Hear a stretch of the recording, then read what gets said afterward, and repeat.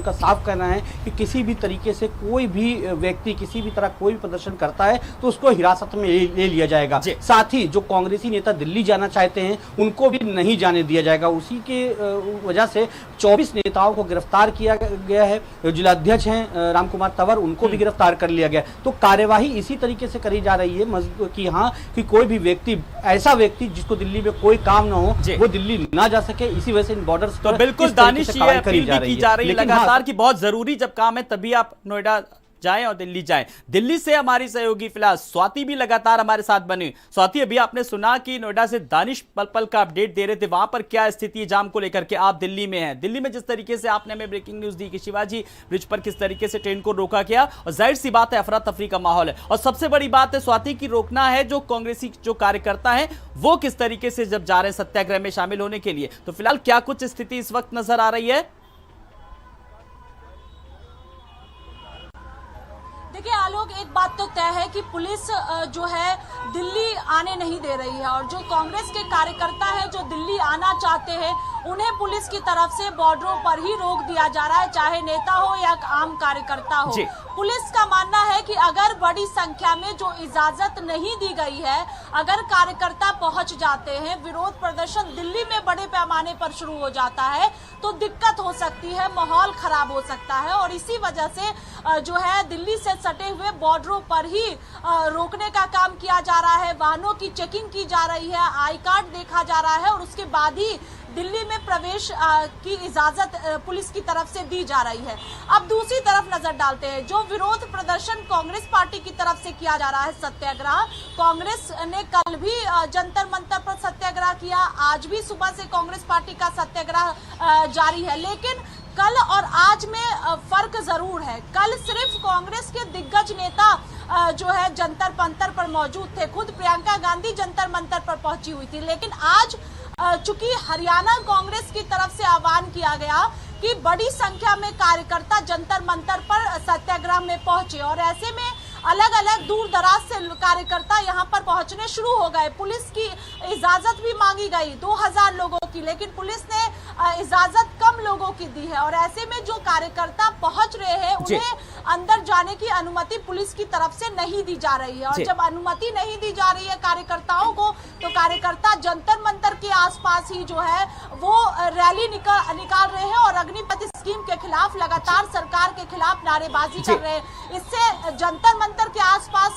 जाम की समस्या देखने को मिल रही है, आम लोगों को समस्या हो रही है। यानी जो भारत बंद का आह्वान किया गया है, कहीं ना कहीं उसका असर जो है देखने को जरूर मिल रहा है, लेकिन उससे ज्यादा असर जो कांग्रेस के लोग सत्याग्रह पर बैठे हुए विरोध प्रदर्शन किया जा रहा है, उससे जो है कहीं ना कहीं दिल्ली में जो आने जाने का सिलसिला लोगों का है वो थमसा गया है। जो लोग समय पर निकलते थे वो समय से पहले अब निकल रहे हैं, चूंकि उन्हें पता है कि आज कांग्रेस का प्रदर्शन है, तो ऐसे में लंबा जाम दिल्ली में लगा होगा। कई जगहों पर तो सड़कें बंद कर दी गई हैं, बैरिकेडिंग लगा दी गई है, धारा 144 लगा दिया गया है। तो यही तस्वीरें दिल्ली से आज निकलकर सामने आ रही है, चूंकि ट्रेनों को भी रोका जा रहा है। एक बात तो आलोक ये भी तय है कि सरकार अग्निपथ स्कीम को फिलहाल वापस नहीं लेने जा रही है, चूंकि सेना प्रमुख की तरफ से जो प्रेस कॉन्फ्रेंस किया गया उसमें ये साफ कह दिया गया है। ऐसे में जो ये प्रदर्शन अग्निपथ योजना को लेकर जारी है वो और ज्यादा दिन प्रतिदिन बढ़ सकता है, चूंकि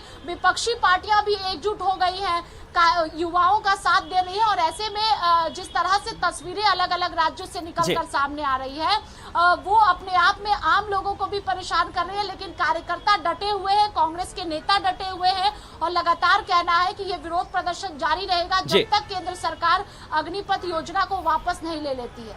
बिल्कुल स्वाति, यहाँ पर बात अब ये है समझने वाली कि जिस अग्निपथ योजना का लगातार विरोध हो रहा है और उसी को लेकर के रक्षा मंत्रालय की तरफ से प्रेस कॉन्फ्रेंस की गई, जिसमें तमाम सारी चीजों का पॉइंट्स वाइज जिक्र किया गया, और बल्कि अब रोजगार को लेकर के एक नोटिफिकेशन भी जारी होगी, जिसमें कि कब नोटिफिकेशन जारी होगी, कब टेस्ट होगा, कब रिजल्ट आएंगे, वो पूरा का पूरा प्रोफार्मा है। लेकिन दूसरी तरफ बात करें, समूचा विपक्ष किस तरीके से एक नजर आ रहा है, विरोध होता जा रहा है। तो ऐसे में फिलहाल किस तरीके से फिलहाल इंतजाम किए गए हैं ताकि जो सत्याग्रह हो रहा है, दूसरी तरफ आम जनजीवन पूरी तरीके से यातायात की व्यवस्था वो प्रभावित हो रही है? देखिए, एक तरफ तरफ अब बीजेपी के नेता मंत्री सब समझाने का काम करेंगे युवाओं को कि अग्निपथ स्कीम है क्या, जिसके तहत युवाओं को लाभ मिल सकेगा। एक अच्छी योजना केंद्र सरकार की तरफ से लाई गई है, ये बार बार केंद्र सरकार के मंत्री कह रहे हैं, नेता कह रहे हैं, बीजेपी के नेता कह रहे हैं। लेकिन दूसरी तरफ जो विपक्षी पार्टियां हैं, कांग्रेस हो, समाजवादी पार्टी हो, तमाम पार्टियां, उनकी तरफ से कहा जा रहा है कि युवाओं के लिए हानिकारक है, लाभदायक नहीं है। युवाओं को जिस तरह से 4 साल के तहत नौकरी दी जाएगी और उसके बाद उसे हटा दिया जाएगा, उसके बाद वो युवा क्या करेंगे?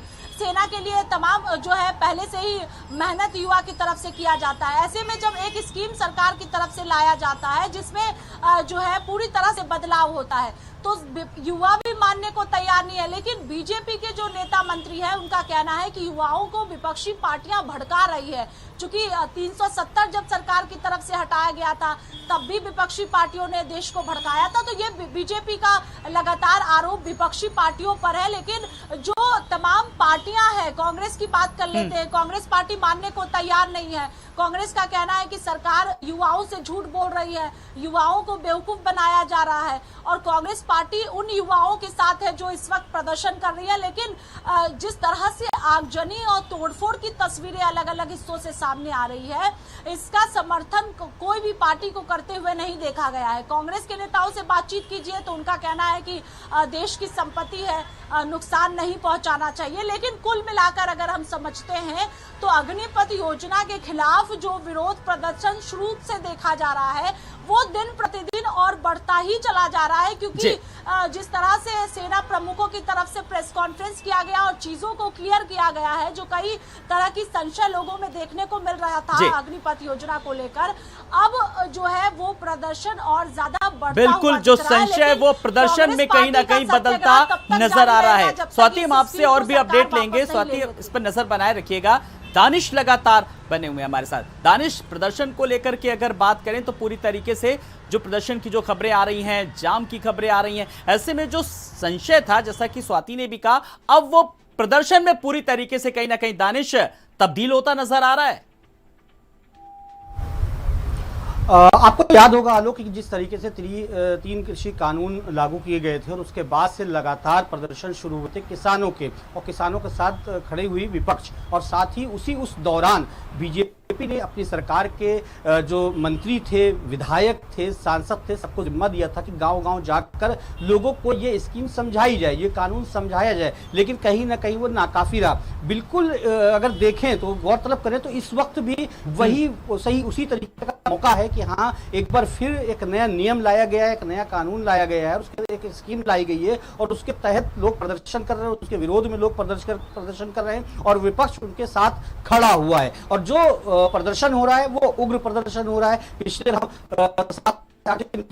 दिन के अंदर तो रेलवे को निशाना बनाया गया, कई जगह रेलवे जलाई गई। बिहार में सबसे ज्यादा इसका जो है असर देखने को मिला। पश्चिमी यूपी में कई जगह तोड़फोड़ हुई, आगजनी हुई, अलीगढ़ टप्पल के अंदर बाकायदा थाना फूंक दिया। तो ऐसे में जो उपद्रव कर रहे हैं उनसे कैसा निपटा जाए, ये सबसे बड़ी चुनौती इस वक्त सरकार की है और इस वक्त पुलिस के लिए बनी हुई है। और जो नियम ये लाया गया, क्योंकि हमने बहुत से जो नौजवान हैं जो तैयारी करते हैं, क्योंकि ज्यादातर जो ग्रामीण क्षेत्र के युवा होते हैं वो फौज में जाने की तैयारी करते हैं, या ये कहें कि हाँ वो तैयारी इस तरीके से करते हैं कि उनको सिर्फ फौज में जाना है, क्योंकि तैयारी वो पुलिस की भी कर सकते हैं, लेकिन पुलिस का फॉर्म वो नहीं भरते, वो फौज के अंदर जाते हैं। लेकिन जो एक कहा गया कि 4 साल के बाद उनको रिटायरमेंट कर दिया जाएगा, 100% जो भर्ती होगी उसमें महज 25% लोग ही दोबारा रिक्रूट होंगे। तो जो एक नाराजगी है सरकार के खिलाफ, वो नाराजगी ये है कि आखिर 4 साल के बाद वो क्या करेंगे, क्योंकि बहुत से जो बीजेपी नेता हैं उनके भी कई बयान ऐसे आ चुके हैं